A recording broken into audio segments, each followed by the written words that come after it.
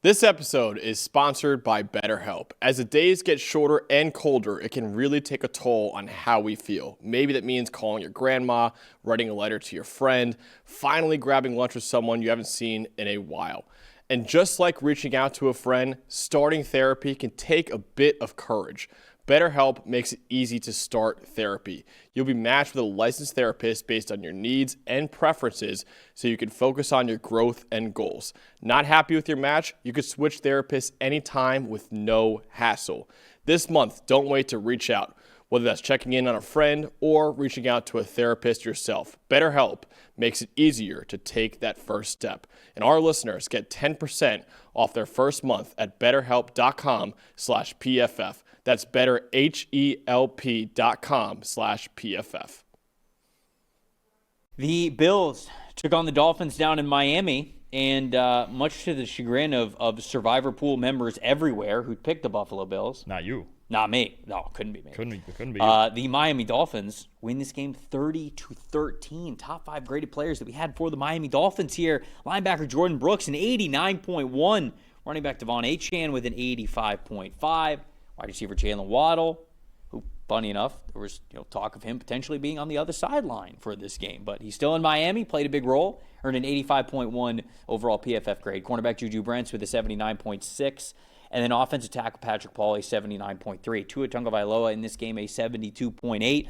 On Buffalo's side of things, their safety Cole Bishop stacking up some good weeks here. He's at the top of the list with an 86.1. Tight end Jackson Hawes, an 83.7. Defensive tackle Daquan Jones with a 78.5. Edge rusher Greg Rousseau, a 75.3. And then offensive guard David Edwards, a 74.5. Josh Allen in this one, a 61.4. Stat that told the story, Dalton. Now, everyone's going to wonder, okay, what in the world happened to the Bills offense after we were praising them so much? And I thought Joe Brady called his best game last week against the Chiefs, and they got that huge win, as they always do in the regular season against the Chiefs. What happened to their offense? What happened was the Dolphins figured out the adjustments they wanted to make in run defense from the first time around that they played, and they shut it down. 83.1 run defense grade as a team for the Miami Dolphins. You had the Josh Allen fumble. You had the James Cook fumble. The Bills were just out of sorts early on in the run game. The Dolphins had their run game going. You're going to get into that. And they just could not. The Bills are not designed to be behind and drop back and throw the football. Yes, they have Josh Allen, but they don't have a number one receiver, right? They want multiple tight ends out there. They want the play action game going. They want all the different personnel groupings. But when you have a game where you have negative .545 EPA per rush, you only have 69 designed rushing yards. You lose 2 fumbles. Even when they were behind, they were trying to run the football, but the Dolphins were winning the battle up front. I think that's the biggest thing, is that their front 7 stepped up. They were more physical than the Bills' offensive line. And if you make the Bills one-dimensional with their lack of receiving options, it just doesn't work for them right now. They don't have Stephon Diggs like they used to. I thought this Dolphins defense, that this was 1, the most physical game, and 2, the most disciplined game that they've played all year. In coverage, especially late in the game, the zone coverages from Anthony Weaver were outstanding. They were matching all the concepts to a T, and they really did just shut this Bills offense down. But it starts with the run game. You can't let James Cook get going. You can't let Josh Allen get going on the ground. The Bills front 7 was the Dolphins front 7 was outstanding in this game. Yeah, and I think that on top of that, when the Bills don't run the ball well, I think their offense gets what's the word I'm looking for?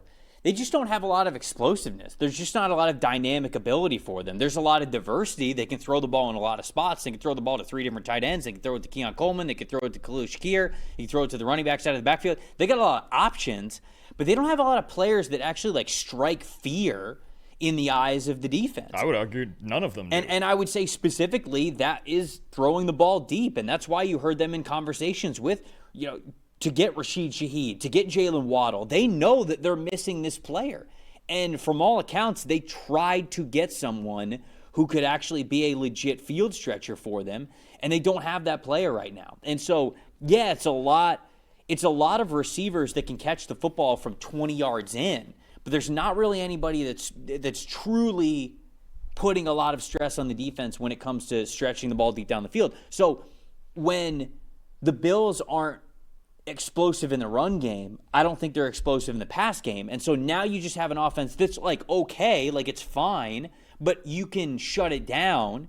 It's very capable of slowing down or shutting down. And then, of course, like you talked about, when you have the turnovers, they're just not going to light up the scoreboard like a lot of weeks that they can when they run the football well.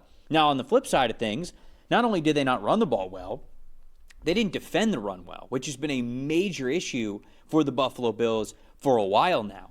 49.9 defensive grade as a team this past week, and a 47.0 run defense grade, from their linebackers specifically. Terrell Bernard, Matt Milano, like the guys who were playing in the slot, at different times, some of the safeties that were coming downhill, like the Bills have tried to play lighter and faster at the second level, and Miami just beat them up this past game. And I think that they probably believed they could get away with it because Miami's run blocking has been poor as a team so far this year. They've really struggled, but the games that Miami looks the best are the games where they can run the ball really well. There's no question about it. And the Bills just were in a situation where too many missed tackles. I mean, there were. I went back and watched some of the biggest runs from Achane in this game, and Achane played well. I wouldn't sit here and say that like Achane had an unbelievable type of individual performance, because there were even a couple of runs that he had where he was a little bit hesitant or he didn't see the running lane as quickly as he could have, and it allowed Buffalo to actually have guys in position to make tackles, and they just didn't. Like Bernard was the culprit. Again, there's one play off the top of my head. I cannot remember which player it was, but everybody's blocked up, and it was almost a similar situation that we talked about with Jonathan Taylor, where the back and the defender gets one-on-one, except for it was a situation where there was much less space to operate, and the defender should have been able to put his shoulder straight into Devon Achane and bring him down, or at least slow him down enough, and he didn't at all. And I think that's now a major issue of this Bills run defense is they're trying to play, it seems like, they're trying to play faster and smaller at the second level, and teams are noticing that, and they're just running it right at them. And you're demanding a lot smaller defenders to be better run defenders, heavier run defenders, and that was just it was not working for Buffalo this past week. Well, you have a group of safeties that struggled for the last couple of years. You have a group of linebackers that, look, they're highly paid and they're experienced, but they're struggling right now, Milano and Bernard, and you mentioned it too. They're always in nickel, right? They're in nickel as much as any. Taron Johnson is going to be out there. This has been a thing, I mean, for a few years now. Every time they play the Baltimore Ravens, why do they always run on them? Because they're always in nickel, just about, right? And they're always trying to attack you with smaller bodies, and they work with the coverage side of things first, and they have a lot of too high looks.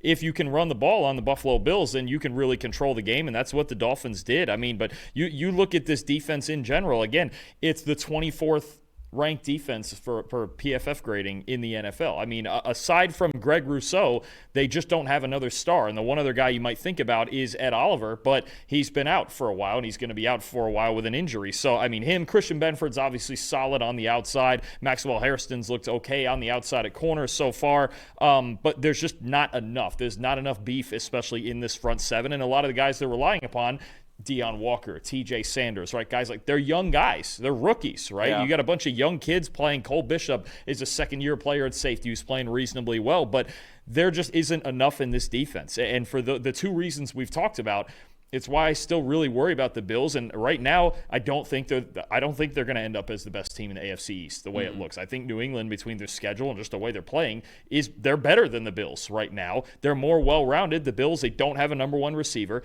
and I've been screaming about this defense ever since I've been on this show. Right. It's just not good enough in big spots, and now this isn't even a big spot. They just weren't good enough straight up against the Miami Dolphins. They played nickel this year. They've played nickel 63% of the time. They have played base defense 18.5% of the time, but then they have played dime 18.1% of the time. So they're almost playing dime more than they play base. Yeah. They just want to be smaller and faster on the field. They want to try to counter a lot of team speed. And for the Dolphins, that's sort of their whole thing, right? They faster. Jalen Waddle, Devon Achane, Malik Washington, like obviously Tyreek when he was healthy, but like that's sort of their thing. They want to beat you with speed. So it makes sense that Buffalo would try to counter that speed with speed of their own, but those guys still have to defend the run.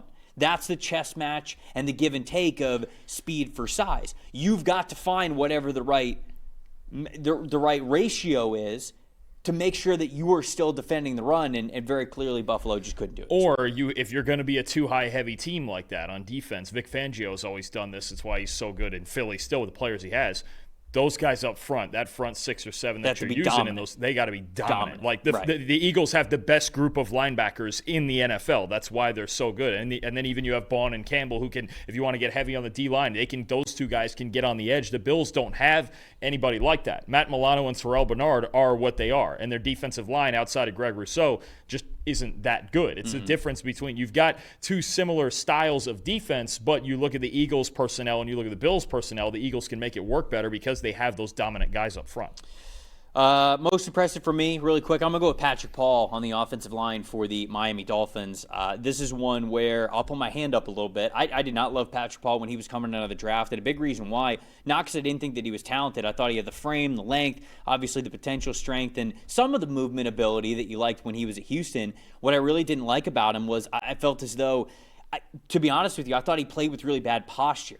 I thought that his upper back was very hunched over. I thought it was really difficult for him to get down in his stance. It was really difficult for him to maintain leverage. I felt like he was always letting guys underneath his pads and winning against him with leverage. I thought that the lack of posture didn't really allow him to get a lot of strength from his lower body into the way that he was making contacts with defenders and punching defenders and everything.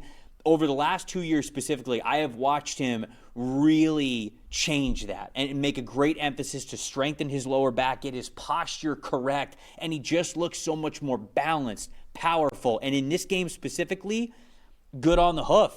They're able to use him as a puller now, get to the second level, line guys up, and was it always perfect with him blocking at the second level? No, but you just watch the way that Patrick Paul moves now. It's so much better, more flexible, just more natural and balanced than it was when it was at Houston. So hats off to, I don't know if he started doing yoga, stretching more in the mornings, like whatever he did, very clearly he just has such a better posture and balance than I saw from him as a prospect. So good on him for doing that, because I think he's the best version of what he could be, and he was in this game as well. An 80.2 run blocking grade. Yeah, no, if that continues, that's one piece. Look, the Dolphins need a lot of things, but if they don't need a starting caliber left tackle in the draft or elsewhere, that's a big difference, especially when you talk about a team that has struggled in pass protection and he's trying to replace their legend, as we know, in Teron Armstead, right? So there's a lot of pressure on him, but Patrick Paul is playing well right now. The guy I got to shout out is Jordan Brooks, the Dolphins' highest graded player. I talk about this run defense being so good. It helps when your middle linebacker is flying all over the place. 94.1 run defense grade. I would argue the signature play in this game, forcing the fumble on Josh Allen. Allen gaining 15 yards on a tush push, because that's just what he can do, but stood up a little bit too long there, trying to get too many yards, and Brooks came and punched the ball out. He was outstanding. 12 total tackles, 4 total run stops. When your middle linebacker plays like that, man, a lot of good things can happen up front.